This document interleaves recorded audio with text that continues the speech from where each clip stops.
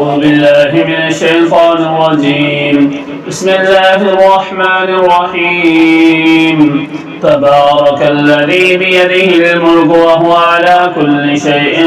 قدير، الذي خلق الموت والحياة ليبلوكم أيكم أحسن عملا وهو العزيز الغفور، الذي خلق 7 سماوات طباقا ما ترى في خلق الرحمن من تفاوت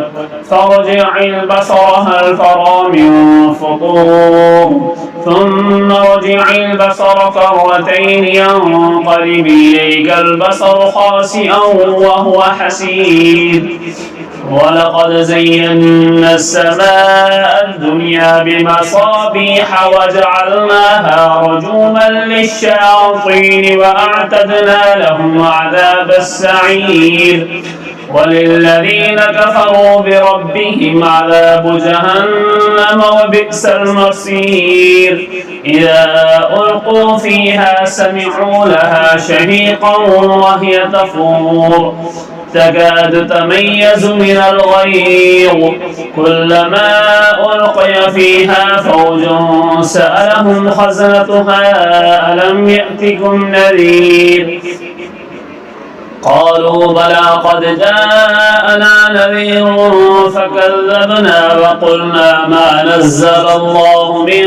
شيء إن أنتم إلا في ضلال كبير،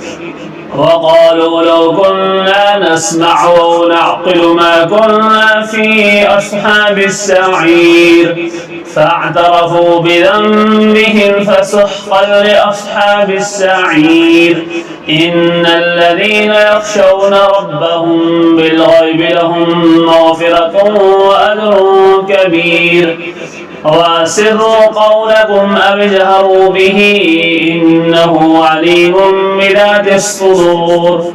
ألا يعلم من خلق وهو اللطيف الخبير، هو الذي جعل لكم الأرض ذلولا فامشوا في مناكبها وكلوا من رزقه وإليه النشور،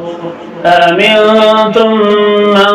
في السماء أن يخسف بكم الأرض فإذا هي تمور،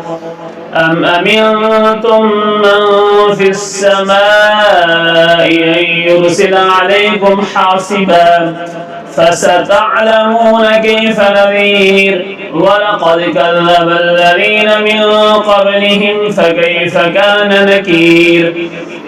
أولم يروا إلى الطير فوقهم صافات ويقبض ما يمسكهن إلا الرحمن إنه بكل شيء بصير، أمن هذا الذي هو جند لكم ينصركم من دون الرحمن إن الكافرون إلا في غرور،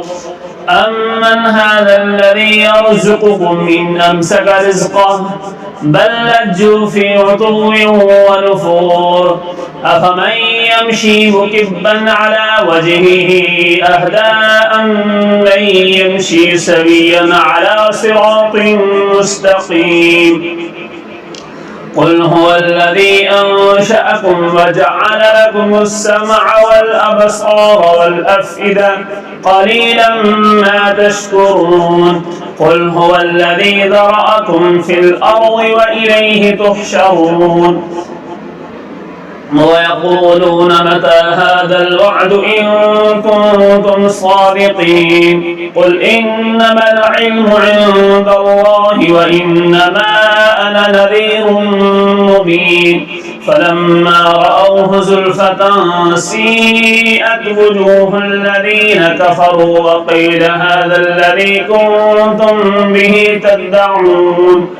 قل أرأيتم إن أهلكني الله ومن معي أو رحمنا فمن يجير الكافرين من عذاب أليم، قل هو الرحمن آمنا به وعليه توكلنا فستعلمون من هو في ضلال مبين، قل أرأيتم إن أصبح ماؤكم غورا فمن يأتيكم بماء معين. صدق الله العظيم.